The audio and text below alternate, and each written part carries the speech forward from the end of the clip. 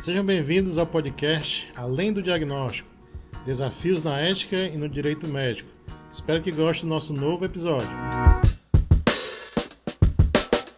Olá, bem-vindos ao nosso podcast Além do Diagnóstico, Desafios na Ética e Direito Médico, produzido no TEDS, Núcleo de Tecnologias de Educação à Distância em Saúde, da Faculdade de Medicina da Universidade Federal do Ceará. Eu sou Renato Evando, professor de Medicina Legal, Ética Médica e Direito Médico na Faculdade de Medicina da Universidade Federal do Ceará, em Fortaleza.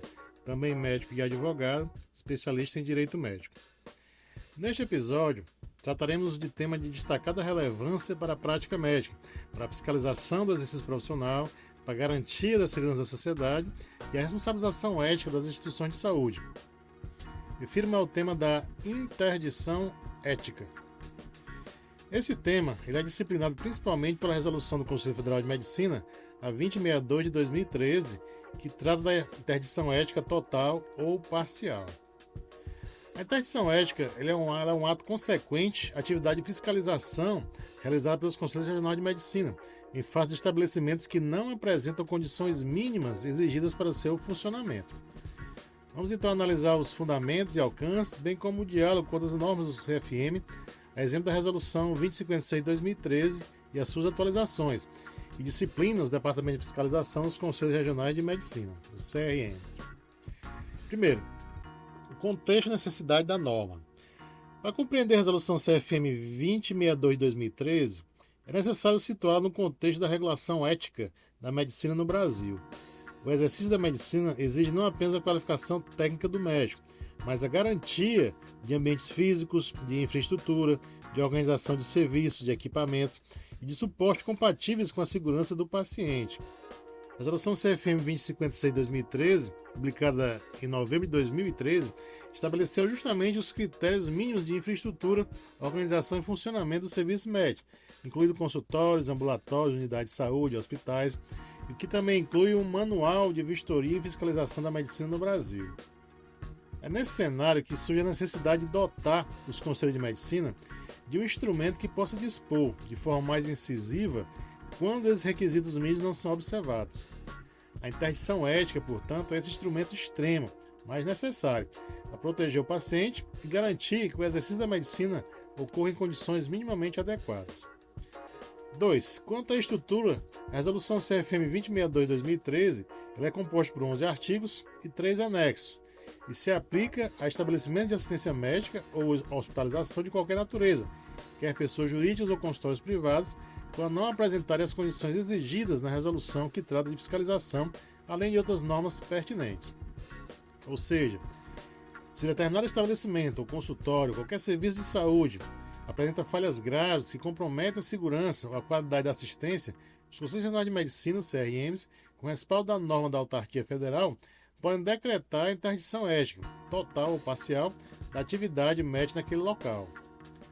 A interdição ética, em termos práticos, significa que os médicos que atuam naquele local ficam impedidos de exercer suas atividades naquele serviço, naquele consultório, naquele lugar onde se exerce a medicina, até que as condições mínimas sejam restabelecidas. Como citamos, é uma medida extrema, não voltada ao médico individualmente, embora possa afetá-lo, mas o local, a função, a instituição que deixa de oferecer condições adequadas para que o médico possa trabalhar. A norma aponta que tal medida deve ocorrer quando não apresentarem as condições exigidas como mínimas, nos termos da Resolução 2056 de 2013, ou seja, que trata, portanto, das questões de estruturação dos serviços médicos. A interdição ética pode ser total, quando impedir o trabalho em todos os setores de um determinado estabelecimento de assistência, e também pode ser parcial, quando impedir o trabalho em um ou mais setores de um determinado estabelecimento, mas não em todos. O procedimento normalmente advém de uma vistoria, de uma fiscalização do CRM. Produz-se, por meio dessa fiscalização, um relatório técnico que evidencia as irregularidades.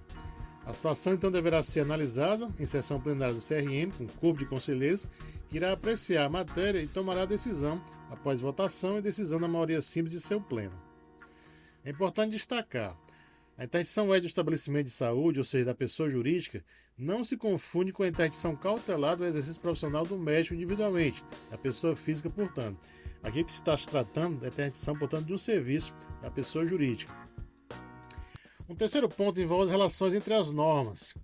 Há uma articulação normativa clara que merece ser destacada, envolvendo a Resolução CFM 2056, 2013, ou seja, que trata de fato dos requisitos para funcionamento dos serviços médicos, da parte de infraestruturas, listas dos equipamentos, insumos, recursos, organização, ou seja, como deverá, portanto, estar estruturado aquele serviço médico em particular, qualquer que seja o seu nível de atuação.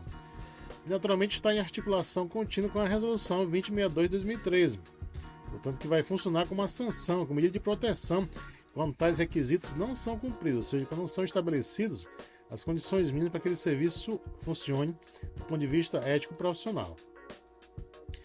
Do ponto de vista crítico, é importante ressaltar: a interdição ética é medida drástica, que pode gerar impacto significativo, tanto sobre os profissionais quanto sobre o acesso à assistência ou qualquer outra modalidade de exercício da medicina. Por isso, exige fundamentação técnica, oportunidade de correção, transparência no relatório de fiscalização e respeito ao contraditório. A norma deve ser aplicada com equilíbrio, como instrumento de proteção ao paciente e à qualidade da assistência. Também cabe refletir sobre a proporcionalidade da medida. Se certas falhas da instituição são reparáveis rapidamente, é provável que um ajustamento pela instituição, com prazo breve para a solução, possa ser melhor aplicado. Se a falha, de outro lado, ela é grave, ela é estrutural, ou configura um risco grave à saúde de várias pessoas, a interdição ética se justifica. É importante ressaltar na resolução 3 documentos que a compõem. Então vamos tratar de início do chamado termo de notificação, que é o documento que deve apontar um indicativo de interdição, representando a atestação emitida pelo Conselho Regional de Medicina mediante demonstração de provas inequívocas de que o determinado estabelecimento de assistência médica, hospitalização, não reúne as condições mínimas de segurança para o ato médico ou provoca evidente prejuízo para as pessoas que procuram o serviço, com potencial risco à saúde, inclusive, em desrespeito à dignidade, ao pudor, violação ao sigilo do ato médico, quebra de privacidade, confidencialidade, qualquer que sejam as questões que envolvam, portanto, o exercício ético da medicina naquela circunstância. Também nesse documento se indica um prazo razoável para a sua correção, que, a critério de cada CRM, poderá ser de até 30 dias. No prazo determinado, o gestor do estabelecimento, sob indicativo de interdição, deve enviar ao CRM um documento comprovando que as medidas saneadoras foram implementadas, bem como requisitar prazo para o cronograma de execução. Caso o gestor não tenha enviado resposta ao CRM após encerrado o prazo estabelecido, o Departamento de Fiscalização realizará nova fiscalização em até 15 dias úteis. Caso, nessa nova fiscalização, conclua pela persistência ou agravamento das não conformidades que motivaram o indicativo de interdição, deverá destacar tal fato em suas conclusões, recomendando a interdição ética do trabalho dos médicos que atuam no estabelecimento de assistência naquele lugar específico. Portanto, o caráter de interdição poderá também ser declarado como total ou parcial a partir deste novo momento. O segundo documento, portanto, que surge como consequência do primeiro é o auto de interdição. Esse é o documento que oficializa e torna pública a decisão do CRM, devendo, portanto, ser fixado em local visível até a revogação desta decisão. Devem, então, ser buscadas soluções alternativas pelo corpo clínico e a direção técnica médica para garantir assistência aos pacientes internados cujo tratamento não possa sofrer interrupção, ou qualquer que seja um outro serviço que sofra essa mesma interdição. Assim, a escala médica, o atendimento dos pacientes, permanece até alta de todo, sendo vedada a internação de novos casos, se tratando naturalmente de um serviço hospitalar. O Ministério Público e a Vigilância Sanitária Estadual Municipal também deverão ser comunicados da decisão da interdição ética, principalmente quando o assunto importar questões supervenientes, como aquelas que motivem ações de caráter difuso na garantia de direitos da população, tipicamente impetradas pelo Ministério Público, ou que sejam aquelas de interesse da própria vigilância sanitária. O terceiro documento, por fim, é o chamado auto de desinterdição, que é o documento que oficializa e torna pública a decisão do CRM de revogar a interdição, devendo também ser afixado no mesmo local onde anteriormente estava o auto de interdição, por até 7 dias. A interdição então será suspensa tão logo as não conformidades apontadas sejam corrigidas, devendo o gestor comunicar, mediante ofício, a conclusão das medidas saneadoras, que serão submetidas, portanto, a nova fiscalização e deliberação do Pleno do Conselho Regional de Medicina. É sempre oportuno lembrar que a interdição ética tem alcance somente no trabalho dos médicos. Não alcança, portanto, quando ela é publicada pelo CRM, os demais profissionais da equipe de saúde. Bom, quais são as implicações práticas e éticas para médicos, serviços e pacientes por meio da interdição ética?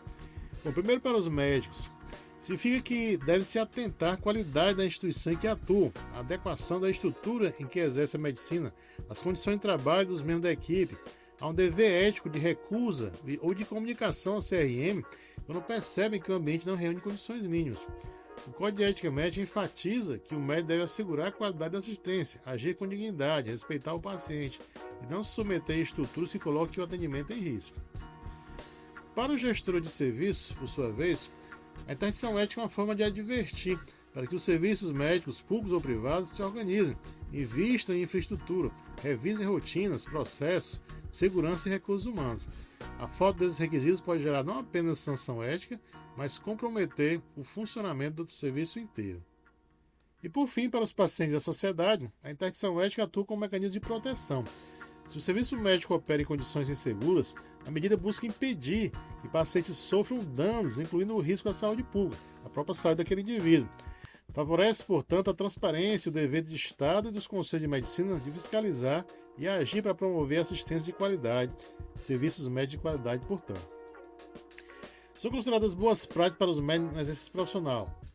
1. Verificar se o local de atuação possui autorização junto ao CRM, se há diretor técnico médico, se há diretor clínico, se há plano de contingências, se os equipamentos mínimos e a equipe estão adequados. Relatar ao CRM de forma fundamentada qualquer irregularidade grave ou persistente que possa comprometer a segurança do paciente ou o funcionamento do serviço. Participar ou exigir que a instituição participe de fiscalização interna contínua. Promover, por exemplo, auditorias, planos de melhoria e outras medidas que possam sempre visando a qualidade do serviço. De outra forma, são desafios a serem ponderados e enfrentados na situação de interdição ética. Primeiro, como conciliar a garantia de acesso à assistência médica com a medida de interdição ética? O desafio é sempre ponderar entre risco e a interrupção do próprio atendimento. 2. Como acompanhar a efetiva correção das falhas após a interdição ética? O mero decreto de interdição ética não é suficiente. É necessário acompanhamento por todos os envolvidos nesse cenário, incluindo médicos e sociedade em geral. Nova vistoria que é realizada, a liberação do serviço e a posterior revogação, caso atenda às necessidades. E 3. A interdição ética reafirma que a medicina não é apenas técnica ou mercantil. Deve ser respeitado o valor da vida humana, o dever de cuidado e dignidade do paciente e das pessoas que procuram qualquer serviço médico.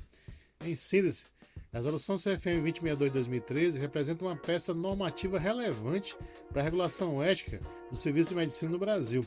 Deve ser entendida não como punição gratuita, mas como mecanismo de proteção à sociedade, uma defesa da qualidade do exercício profissional da medicina. Para você, profissional de saúde, para o estudante e o gestor, a mensagem é bastante clara.